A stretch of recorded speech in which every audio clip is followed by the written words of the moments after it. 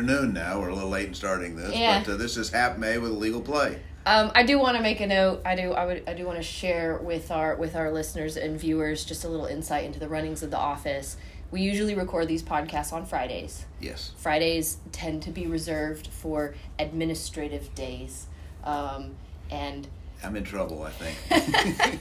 well, we are busy. We are busy. Which is a very, very good thing. But yeah, this has gotten sidelined to the afternoon. We're just doing a whole bunch of, we've got a big bankruptcy case. We've had a couple of meetings on, dealing with some accounting for a dependent administration. Yes.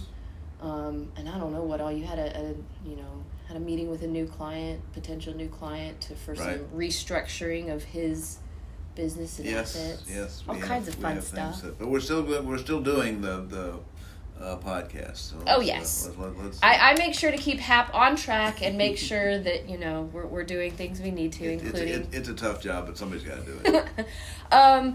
But it's going to be a short one. I hope it's a short one. I feel like it can be short if we keep our minds to it. Receiverships. Yes. So this is something you do that I think I've touched on it. I think it's been mentioned before in our previous podcasts. Hap, generally, what is a receivership? Okay, well, that's something I have done for 40 years. A large part of my career is centered around that. And that is basically a process whereby a court, or in certain cases, a regulatory agency. Such as what? Like the FDIC appoints receivers to take over banks and things of that nature. It's where a court or some authority takes over the financial assets of an entity or a person. You see it a lot in cases where there are disputes among shareholders such that they are deadlocked and cannot act. A court will appoint a receiver. Sometimes in cases where there's a dispute between property owners, a court can appoint a receiver.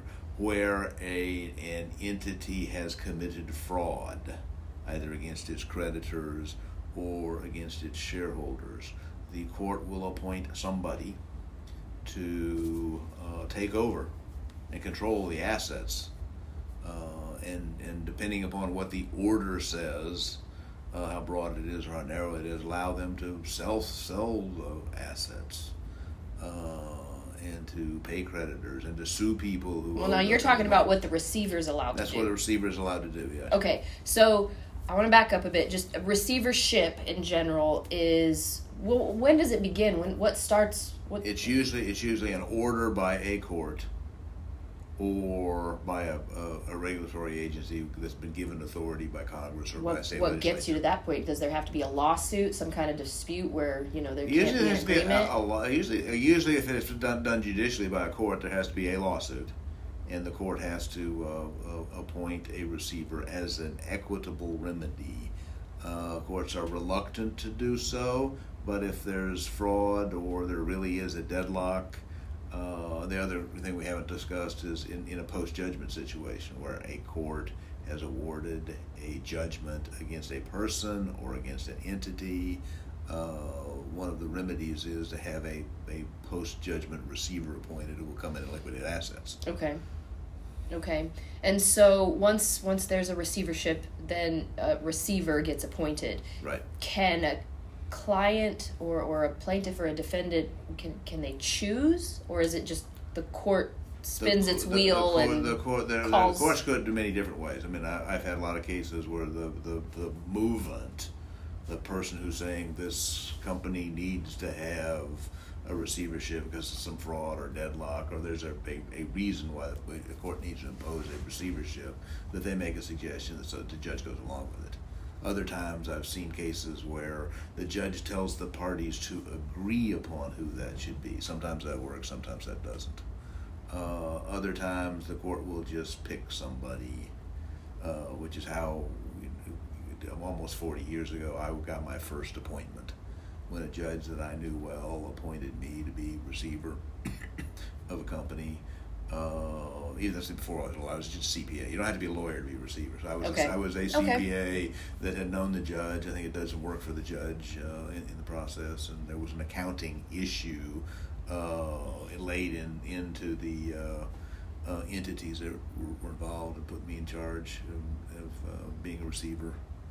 And I ultimately got that matter resolved and solved, and that judge appointed me some other times. Lately probate courts have been appointing me. So right. I was going to say, what type of cases have come your way? What are the basic? Usually in my case, because I'm both a CPA and a lawyer, and I also have a credentials in real estate, board certified in real estate, and have worked for real estate developers and had real estate clients for years.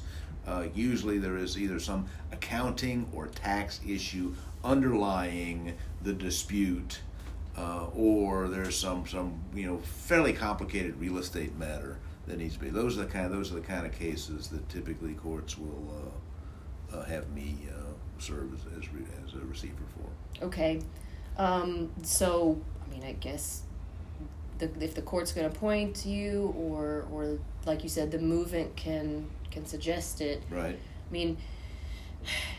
If you think a receivership is possible, that's something you want to avoid, right? Generally speaking, you want to avoid. They're expensive.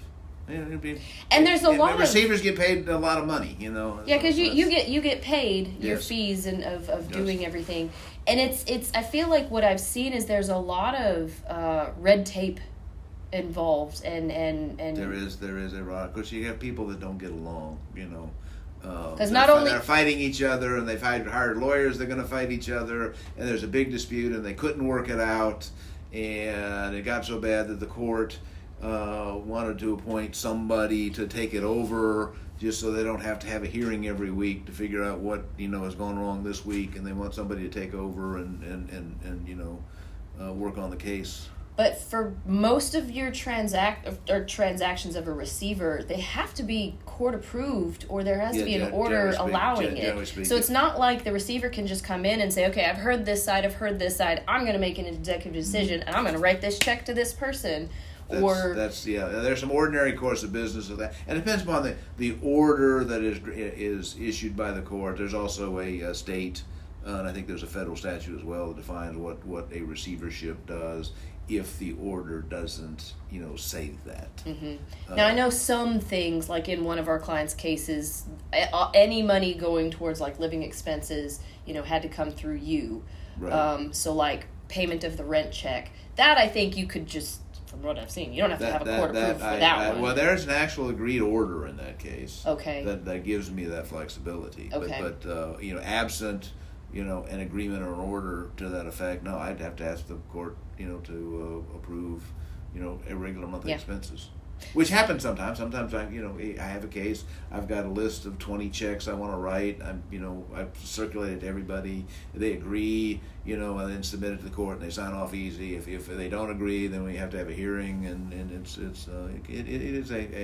it can be a lot of work and a lot of contingent disagreements, and when you get parties that have fought for probably 2 years before you got appointed, and have lawyers that are at each other's throat, and then suddenly they put me in the middle of it, and I'm supposed to solve everything, but I have some authority in so doing. I will say people have to be nice to me, or else Hap's got a pretty good demeanor for this, though. It's developed over the years. It did not come naturally. Okay, yes. Well then your developed demeanor, you don't ruffle easily. You definitely he's pretty even keeled. So I feel like you're a good candidate to be put in the middle of a mess. It takes, having gone through all the stuff I've gone through in the last 40 years, it takes quite a bit to get me. He's seen a lot. He has a lot of experience. Yes. You want to avoid a receivership if possible. Right. But if you find yourself getting ready to if your case is heading that way. That's true. That's true. And there's just like, who do you want to be a receiver? And then once you're in a receivership, if you're a litigant, a party, or a lawyer or something like that, how you conduct business with the receiver can become very important. Yep. Whether you want to make the receiver your friend or your enemy. I'd say you want to definitely make them your friend. Sometimes that's true, but sometimes the receiver's going to do something that your client is not going to like. Yeah. And then you have to figure out if you're going to be adverse with the receiver. How do you do that? I've had people try to get me removed. I've tried people to do all kinds of things, and I've never been removed. But it oftentimes when I do something they don't like, that's one of the things I hear about. Yeah. Okay.